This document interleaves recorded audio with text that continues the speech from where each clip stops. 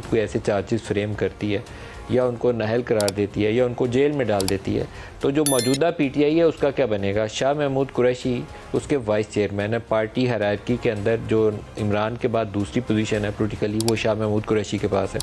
तो शाह महमूद कुरैशी को आगे लगा के बाकी की जो बची कुची पीटीआई है उसको क्या एक नई पार्टी के तौर पर या मौजूदा पीटीआई को शाह महमूद कुरैशी के नीचे मुनज़्ज़म किया जा सकता है? ये एक ऑप्शन है जो बाज़ हलकों के ज़ेर गौर है और हो सकता है कि उसी तरह की कोई पैगाम रसानी की कोशिश की गई हो जो किसी हद तक बैकफायर कर गई, क्योंकि उन लोगों को जिनके नाम आए थे उन्होंने इमरान की कॉन्सेंट के बगैर इस अमल का हिस्सा बनने से इनकार कर दिया, जिसकी वजह से फौरी तौर पर सब ने कहा कि जो भी फ़ैसला होगा इमरान की मर्ज़ी से होगा। कमो बेश सभी ने, फ़ारूक ने बोला, असद कैसर ने बोला, हमाद अज़हर ने बोला और कई और दीगर ने भी बोला। तो इसकी बुनियादी वजह शायद वो प्री मैच्योर अनाउंसमेंट थी जो फवाद चौधरी ने कर दी। अगर वो थोड़ा सा तवक्कुफ़ करते और इमरान से कॉन्सेंट ले लेते वो लोग, तो शायद ये मामला आगे बढ़ता हुआ नज़र आता हमें। लेकिन ये आइंदा आने वाले दिनों में इस तरह की पेशरफ्त को रूल आउट नहीं किया जा सकता।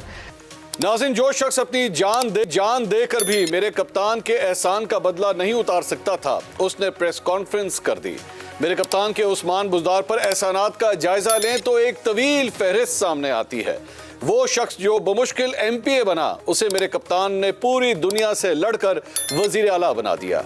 पंजाब जैसे बड़े सूबे की वजारत आला के लिए बहुत बड़े बड़े नाम मौजूद थे जो इस ओहदे के अहल भी थे, लेकिन मेरे कप्तान की निगाह इंतखाब ने डेरा गाजी खान की पहाड़ियों से ये मोती ढूंढ निकाला।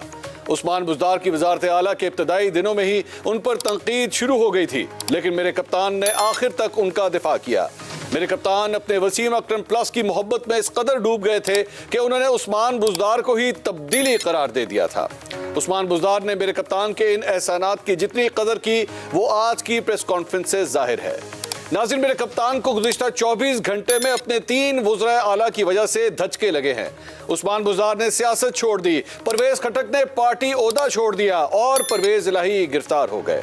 आज अदालत ने एक केस में परवेज़ इलाही को बरी किया तो साथ ही उनको दूसरे केस में गिरफ्तार कर लिया गया। परवेज़ खटक को मेरे कप्तान का अहम और वफादार तरीन साथी समझा जाता था। उनका ओहदा छोड़ना पार्टी का वाकई बड़ा नुकसान है। अब देखना यह है कि परवेज़ इलाही मज़ाहमत करेंगे या प्रेस कॉन्फ्रेंस करके मुस्लिम काफ को प्यारे हो जाएंगे।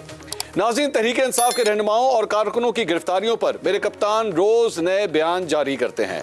चंद दिन पहले उन्होंने बैठे बिठाए बयान जारी कर दिया कि जेल में तहरीक इंसाफ की खवातीन कारकुनों के साथ ज्यादती और तशद्दुद हुआ है। जब ये खवातीन अदालत में पेश की गई तो सहाफ़ियों के सवाल पर उन्होंने किसी ज्यादती और तशद्दुद की तरदीद कर दी। मुख्तलिफ बातें चल रही थी कि जेल में खवातीन पर तशद्दुद किया जा रहा है और इस तरह से क्या जेल में हमारे साथ कोई ज्यादती नहीं हुई, हमें जेल में रखना ही ज्यादती थी क्योंकि हमने कुछ किया ही नहीं तो रखना ही नहीं चाहिए। नाज़रीन, तहरीक इंसाफ की सोशल मीडिया एक्टिविस्ट सनम जावेद ने तो जेल में किसी ज्यादती या तशद्दुद के वजूद से इनकार कर दिया है, लेकिन मेरे कप्तान ने अपना बयान वापस नहीं लिया।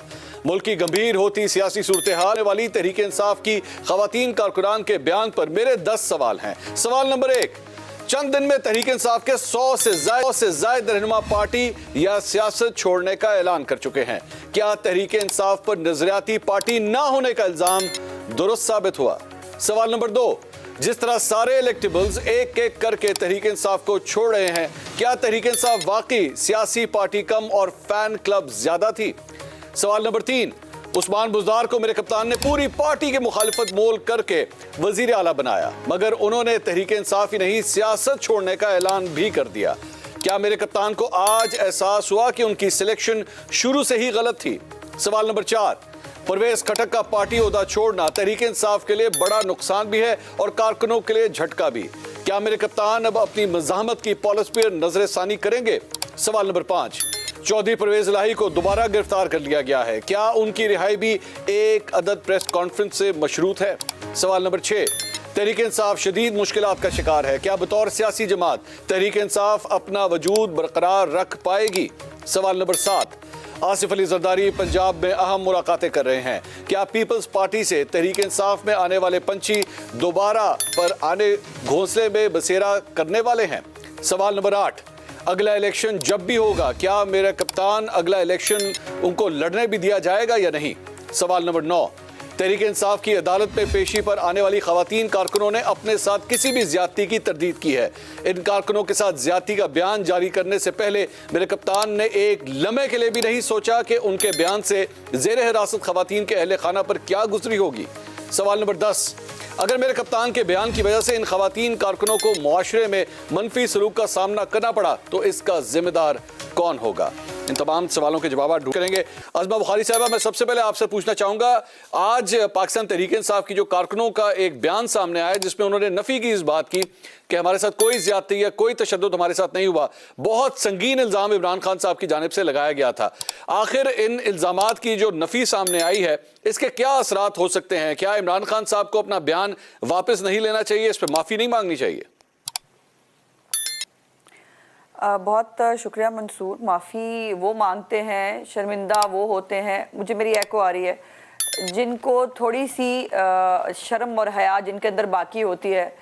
जिस लीडर ने 9 मई के वाक़यात को जो है वो भी डाल दिया था अपने पार्टी कारकुनान और लीडरान के ऊपर, और उन्होंने ये जो है बड़ी आसानी से जो है वो सब बुराइयां जो है वो दूसरों से अपना पल्ला झड़ा लेते हैं। और उनको अजीब शौक है कि वो उनको फेक नैरेटिव बनाने होते हैं। वो आपको पता है कि जब मर्द लोग जो है वो जेल में गए, प्लीज़ मेरी एको ठीक कराइए, मैं बात नहीं कर पा रही हूँ। मेरी आवाज़ आ रही है? जी अज़मा साहब, आपकी आवाज़ आ रही है, आप प्लीज़ कंटिन्यू करें, हम देख रहे हैं उसको टेक्निकली। ओके नहीं, अब ठीक हो गई है। बात यह है कि इमरान खान साहब को एक नैरेटिव चाहिए, वो फेक हो, उससे किसी की तौहीन होती हो। इस मुल्क में सिर्फ जो है वो इज़्ज़त इमरान खान साहब की और उनकी अहलिया मोहतरमा की है, उसके अलावा किस मुल्क में किसी की इज़्ज़त नहीं। और इमरान खान साहब किसी की भी इज़्ज़त को किसी भी तरह जो है वो यूटिलाइज कर सकते हैं। ये खवातीन जो हुई हैं इनके साथ मेरा बहुत सियासी इख्तलाफ है, इनकी पॉलिटिक्स में मुझे बहुत सारे एतराज़ात हैं, लेकिन ये तमाम खवातीन रिस्पेक्टेबल फैमिली से ताल्लुक़ रखती हैं। और इन खवातीन के को जेल के अंदर आप इमरान खान का वो फेक प्रोपेगेंडा तो आपने देख लिया ना, उसका तो बस्टर हो चुका है कि पुरानी फुटेजेस, किसी और मुल्क की फुटेजेस जो है वो लगा के कह रहे हैं औरतों पर तशद्दुद हो रहा है। वो पुरानी अपने ज़माने की जो उनके दौरे हुकूमत में जो वाक़यात हुए हैं, कोई उनके फैमिली इशूज़ हैं, कोई गैरत के नाम पे कत्ल है, उन सबको, उन फुटेजेस को वो अपने झूठे नैरेटिव के लिए इस्तेमाल करें। और किस हद तक जा सकते हैं ये पूरी दुनिया जानती है। आज उन खवातीन ने जो है वो सच बोला, उनकी बहुत मेहरबानी है, लेकिन उनको एक शट अप कॉल भी देनी चाहिए थी अपने लीडर को, कि जिस लीडर की खातिर वो जो है इतने दिनों से जेल में है और बड़े हौसले से वो जेल बर्दाश्त कर रही है, आसान काम नहीं होता। लेकिन वो लीडर जो है वो बाल्टी पहन के फिरता है, उसको जेल जाने से डर बहुत लगता है, और वो जो है वो तमाम तर मुज़ाकरात करने के लिए अब घुटनों पे भी आ गया है। वो जो है वो हर तरह का कॉम्प्रोमाइज़ भी करने के लिए तैयार है। लेकिन इन खवातीन की इज्जत की